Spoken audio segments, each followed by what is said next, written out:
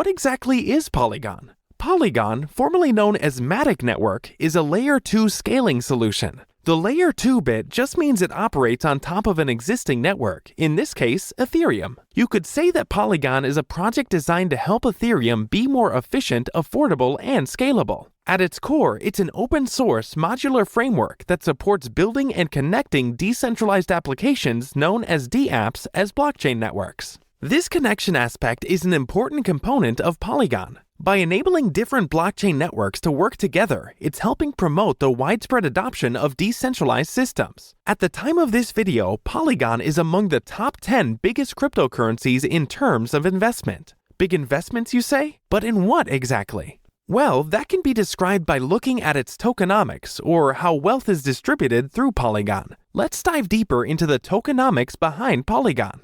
Polygon's token, MATIC, has a total supply of 10 billion tokens. At the time of this video, about 87% of this supply is in current circulation. The Polygon ecosystem, a network built on top of the Polygon blockchain, had 23.3% of the token supply. The Polygon Foundation, a nonprofit organization supporting Polygon's development, had 21.9%.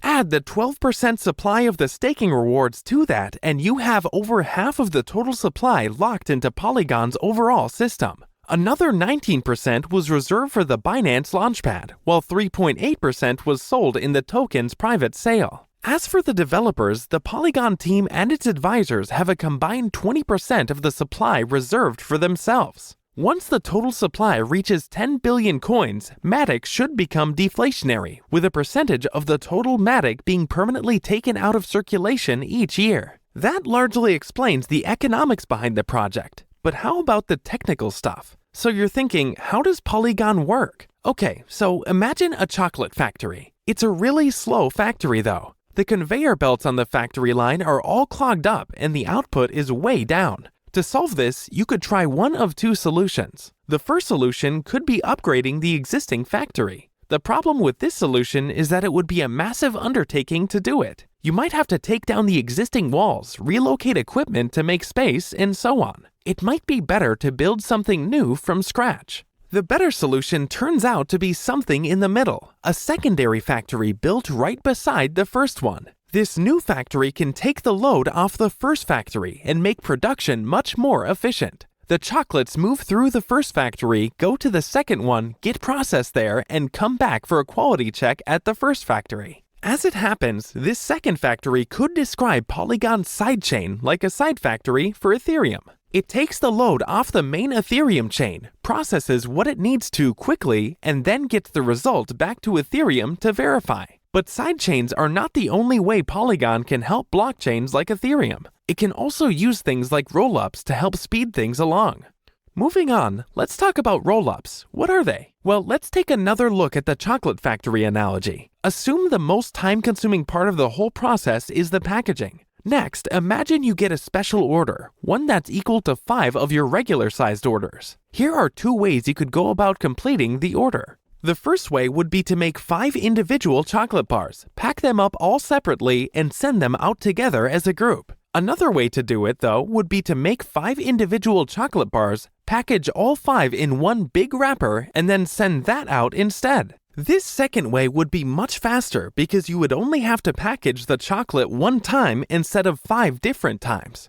That's how rollups work in Polygon. They roll up data and transactions into one big chunk and process them at once. There's obviously more technical detail behind the actual process and how Polygon helps blockchains scale. But for now, this analogy works. And by the way, if you have learned something new in this video so far, don't forget to smash the thumbs up button and subscribe to the channel. So there are plenty of features to Polygon. There are also some advantages. So here are some of the benefits of Polygon. The first benefit is that Polygon increases the processing capacity of the Ethereum network, making it more useful. Ethereum has been the #1 smart contract ecosystem for some time now, but being a giant has had its problems. As mentioned earlier, Ethereum was incapable of handling the kind of load that people needed it to.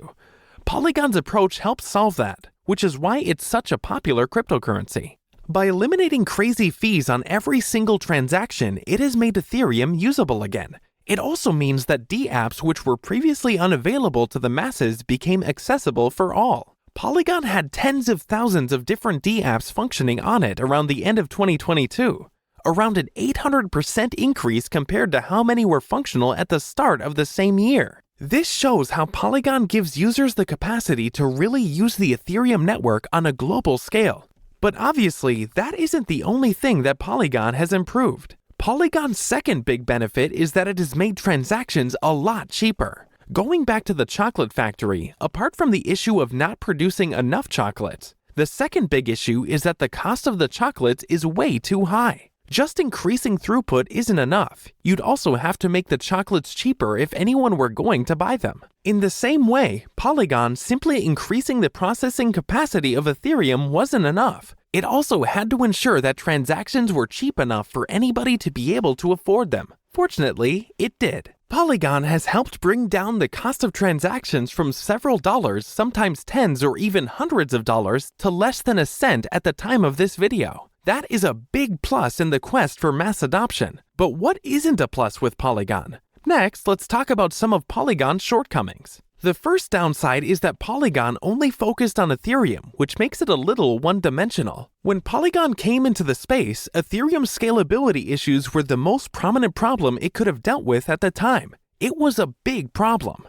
As time went on, Polygon introduced more than just one sidechain scaling solution that it started out with. It now has rollups and even some other technologies as well. That being said, it is still focused solely on Ethereum. It would have been great if Polygon had been designed to assist multiple networks and benefit them all in the same way it's helping Ethereum. So that's one.